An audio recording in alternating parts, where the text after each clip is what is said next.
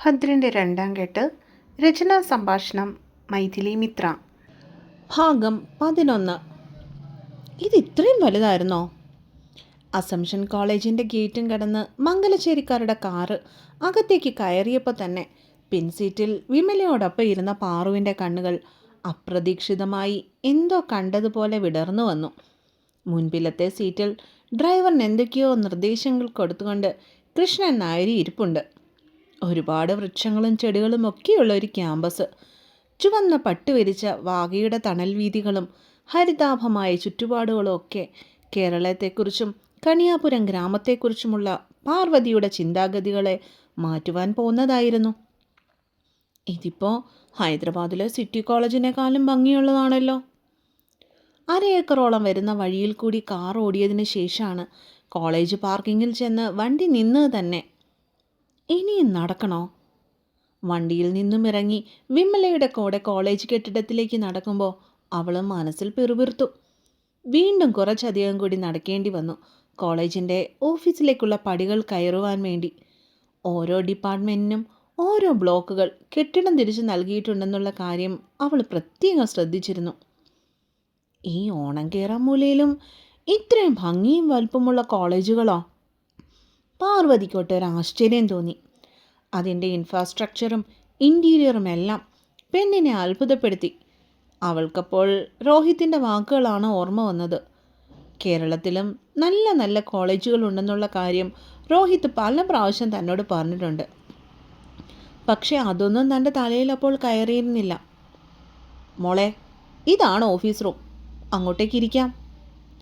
കൃഷ്ണനപ്പൂപ്പൻ ചൂണ്ടിക്കാട്ടിയ മുറിയുടെ മുൻപിൽ നിരത്തിയിട്ടിരിക്കുന്ന ചെയറുകളിലൊന്നിൽ പോയി താനിരുന്നു.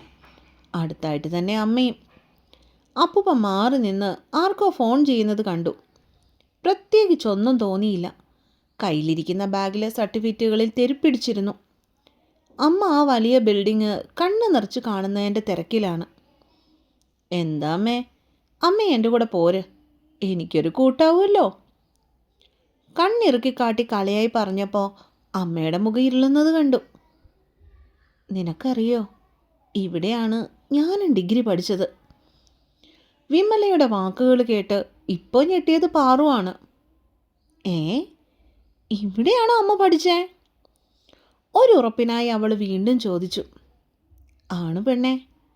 അത് പറയുമ്പോൾ അവരുടെ ഉള്ളിലെ നൊമ്പരം അപ്പോൾ പാർവതി കണ്ടിരുന്നില്ല. നിങ്ങൾ വന്നിട്ട് ഒരുപാട് നേരമായോ? പരിചിതമായൊരു ശബ്ദം കേട്ടപ്പോഴാണ് പാർവതി പെട്ടെന്ന് മുഖമുയർത്തി നോക്കിയത്. അവളപ്പോൾ കണ്ടു ഒരു ആഷ് കളർ ഷർട്ടും ബ്ലാക്ക് കളർ ഫോർമൽ പാൻറ്റും ഇട്ടുകൊണ്ട് എക്സിക്യൂട്ടീവ് സ്റ്റൈലിൽ അപൂപനമായി സംസാരിച്ചുകൊണ്ട് നിൽക്കുന്ന ഭദ്രന്മാരാരെ. ഇയാൾക്കിവിടെ എന്താ കാര്യം? അവൾ ഒട്ടൊരു നീരസത്തോടെ ചിന്തിച്ചു. ശേഷം വീണ്ടും മുന്നിലുള്ള ക്യാമ്പസ് കാഴ്ചകളിലേക്ക് മിഴികളെ സ്വതന്ത്രമായി വിട്ടവൾ. 5 മിനിറ്റായി കാണും ഭദ്ര. അപ്പൂപ്പൻ മറുപടി നൽകുന്നത് അവൾ കേട്ടു. അകത്തേക്ക് പോന്നോളൂ, ഞാൻ സാറിനോട് കാര്യങ്ങളൊക്കെ സംസാരിച്ചിട്ടുണ്ട്. അയാൾ ഓഫീസ് മുറിയുടെ വാതിൽ തള്ളി തുറന്നിട്ട് അകത്തേക്ക് കയറിയപ്പോഴേക്കും അപ്പൂപ്പൻ തന്നെ അമ്മയും നോക്കി അകത്തേക്ക് പോരുവാൻ കണ്ണുകൾ കൊണ്ട് ആംഗ്യം കാട്ടി. അദ്ദേഹത്തിൻ്റെ പുറമേ തന്നെ മുറിക്കുള്ളിലേക്ക് തങ്ങളും കയറി. അതിനുള്ളിൽ വീണ്ടും പല പല സെക്ഷൻസ് കണ്ടു. HR-ഉം റെക്കോർഡ് കീപ്പിങ്ങും അങ്ങനെ കുറേയധികം ഡിപ്പാർട്ട്മെൻറ്റുകൾ. അവിടുന്ന് നേരെ ഇടത്തേക്ക് തിരിഞ്ഞപ്പോൾ കണ്ടു CEO എന്ന് എഴുതിയിരിക്കുന്ന ഒരു കേബിൻ ഡോർ. ഭദ്രൻ അതിൻ്റെ വാതിലിലൊന്ന് തട്ടിയിട്ട് അകത്തേക്ക് കയറിയതും വീണ്ടും അയാളെ അനുഗമിച്ചു. സർ, ഭദ്രൻ ബഹുമാനത്തോടെ വിളിച്ചപ്പോൾ എക്സിക്യൂട്ടീവ് ചെയറിലിരുന്ന 60-നോടടുത്ത് പ്രായമുള്ള വെളുത്ത ദൃഢഗാത്രനായ ഒരാൾ തങ്ങൾക്ക് നേരെ മുഖമുയർത്തി നോക്കി. ആരിത്? മംഗലശ്ശേരി തറവാട് മൊത്തം ഇവിടെ ഉണ്ടല്ലോ. കൃഷ്ണനപ്പൂപ്പൻ്റെ നേരെ നോക്കി കുശലം പറയുന്ന അദ്ദേഹത്തിനെ കണ്ട് ഒട്ടൊരത്ഭുതം തോന്നാതിരുന്നില്ല പാർവതിക്ക്. എന്ത് ചെയ്യാനാടോ കുറുപ്പേ, വരേണ്ടി വന്നു. പരിചയം പുതുക്കിക്കൊണ്ട് സാറിൻ്റെ ടേബിളിന് മുകളിൽ കിടക്കുന്ന കസേരയിലൊന്നിൽ അപ്പൂപ്പൻ കയറിയിരുന്നു. നിങ്ങളും ഇരിക്കൂന്നേ. അദ്ദേഹത്തിൻ്റെ അനുവാദം കിട്ടിയപ്പോൾ താനും അമ്മയും കൂടി കസേരകളിലേക്കായിരുന്നു. ഭദ്രന്മാരാർ മാത്രം സാറിന് അരികിൽ പോയി ബഹുമാനത്തോടെ നിൽക്കുന്നത് കണ്ടു. എന്തിനാണോ എന്തോ. എന്താ വിമലെ, സുഖാണോ? പെട്ടെന്ന് കുറുപ്പ് സാറ് ചോദിച്ചു. സുഖം സാർ. അമ്മ ആ സാറിനോട് മറുപടി പറയുന്നത് ശ്രദ്ധിച്ചു. പാർവതിയുടെ സർട്ടിഫിക്കറ്റൊക്കെ കൊണ്ടുവന്നിട്ടുണ്ടോ? കുറുപ്പ് സാറ് ചോദിച്ചതും അവൾ മടിയിലിരുന്ന ബാഗിൽ നിന്നും ആവശ്യമായ സർട്ടിഫിക്കറ്റുകളെല്ലാം അദ്ദേഹത്തിൻ്റെ മുൻപിലേക്കായി വെച്ചു കൊടുത്തു. എല്ലാത്തിനും നല്ല മാർക്കുണ്ടല്ലോ കുട്ടി. അയാൾ അവളെ അഭിനന്ദിക്കുന്ന രീതിയിൽ ഒന്ന് നോക്കിക്കൊണ്ട് പുഞ്ചിരിച്ചു. ക്ലാസ് തുടങ്ങാനായി ഇനി ഒരാഴ്ച കൂടെ സമയമുണ്ട്. അപ്പോഴേക്കും ബുക്സൊക്കെ വാങ്ങി വെച്ചോളൂ. അഡ്മിഷൻ ഫീസും കാര്യങ്ങളും ഒക്കെ ഓഫീസിൽ ആരോടേലും ചോദിച്ചാൽ മതി. അവർ പറഞ്ഞു തരും കേട്ടോ. കുറുപ്പ് സാറ് കൃഷ്ണനോട് പറഞ്ഞുകൊണ്ടൊന്ന് പുഞ്ചിരിച്ചു.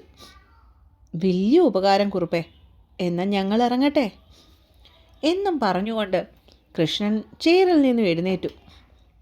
ശരിയടോ, ഇടയ്ക്കൊക്കെ വീട്ടിലേക്ക് ഇറങ്ങു കേട്ടോ. കുറുപ്പ് സാർ അവർക്ക് പോകാനായി സമ്മതം നൽകിക്കൊണ്ട് പറഞ്ഞു. ശേഷം പാർവതിയുടെ സർട്ടിഫിക്കറ്റുകൾ അയങ്ങുന്ന ഫയൽ അടുത്തായി നിന്ന ഭദ്രൻ്റെ കയ്യിലേക്ക് കൊടുത്തു. അയാളോട് യാത്ര പറഞ്ഞുകൊണ്ട് കേബിനിൽ നിന്നും പുറത്തേക്കിറങ്ങിയതും ഭദ്രൻ തൻ്റെ കയ്യിലിരുന്ന അവളുടെ ഡോക്യുമെൻറ്റ്സ് എല്ലാം HR-ൽ സബ്മിറ്റ് ചെയ്ത് കഴിഞ്ഞ് റെസീറ്റ് വാങ്ങിയിരുന്നു.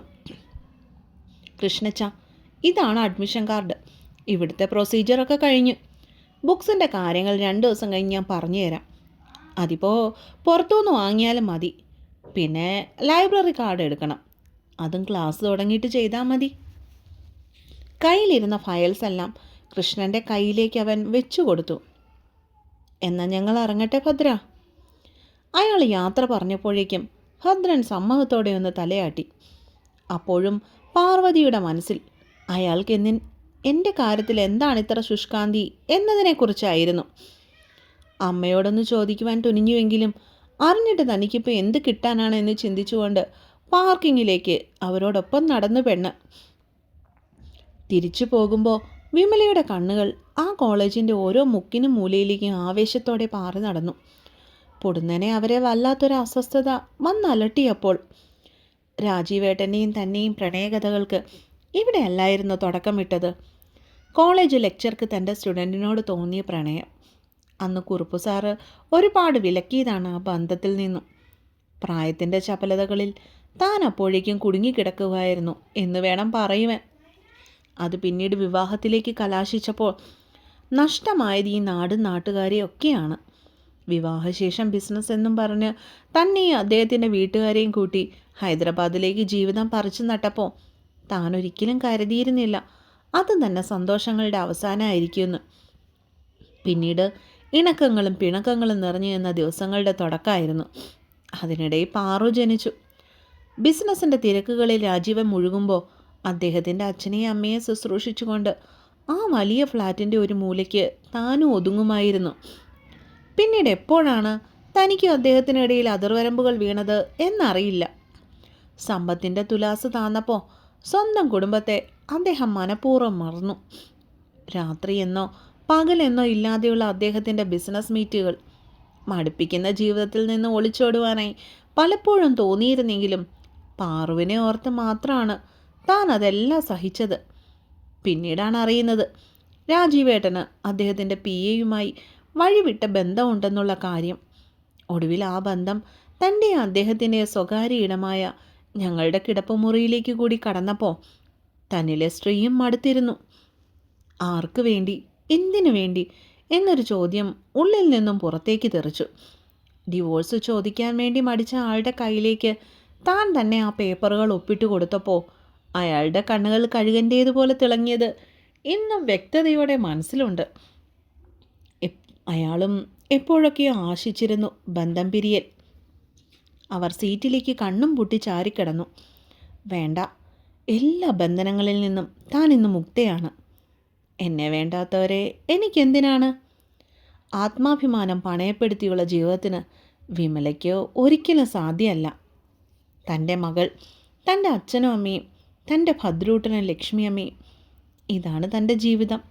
ഇത് മാത്രമാണ്. വൈകിട്ട് ജോലിയും കഴിഞ്ഞ് വീട്ടിൽ വന്നപ്പോഴേക്കും അമ്മ സന്ധ്യാവിളക്ക് കൊളുത്തുന്നതിൻ്റെ തിരക്കിലായിരുന്നു. ഭദ്രൻ ഒരു കുളിയൊക്കെ കഴിഞ്ഞ് അടുക്കളയിലേക്ക് ചെന്നപ്പോഴേക്കും ലക്ഷ്മിയമ്മ അവന് വേണ്ടിയുള്ള ചായ അനത്തി വെച്ചിരുന്നു.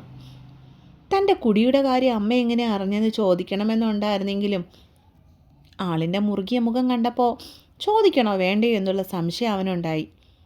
എങ്കിലും അറിയാനുള്ള ആകാംക്ഷ അടക്കാൻ ഭദ്രനെ കൊണ്ടായില്ല. അമ്മേ, തനിക്കായി വീട്ടിലെ ചായ ഗ്ലാസ് കയ്യിൽ വാങ്ങിക്കൊണ്ട് അവൻ അവരെ വിളിച്ചു. എന്താണ്? അത് പിന്നെ അവൻ എങ്ങനെയത് ചോദിക്കണമെന്നറിയാതെ നിന്നു പരിങ്ങി. എന്താന്ന് വെച്ചാൽ ചോദിക്ക് ഭദ്ര, എനിക്ക് പോയി നാമം ജപിക്കാനുള്ളതാണ്. അവരുടെ പമ്മിച്ച കണ്ട് അവർ ശബ്ദം ഉയർത്തി. അത് പിന്നെ അമ്മേ, ഞാൻ കുടിക്കുന്നുണ്ടെന്നുള്ള കാര്യം അമ്മ എങ്ങനെയാ അറിഞ്ഞേ? അപ്പോൾ ഇന്നത്തെ പാട്ട് കഴിഞ്ഞു കേട്ടോ. അടുത്ത പാട്ടുമായിട്ട് നാളെ വരാവേ. ഇനിയും മുടങ്ങാതെ പാട്ടുകൾ ഞാൻ ഇടുന്നതായിരിക്കും. നിങ്ങൾ എൻ്റെ ചാനലിനെ സപ്പോർട്ട് ചെയ്യണം കേട്ടോ.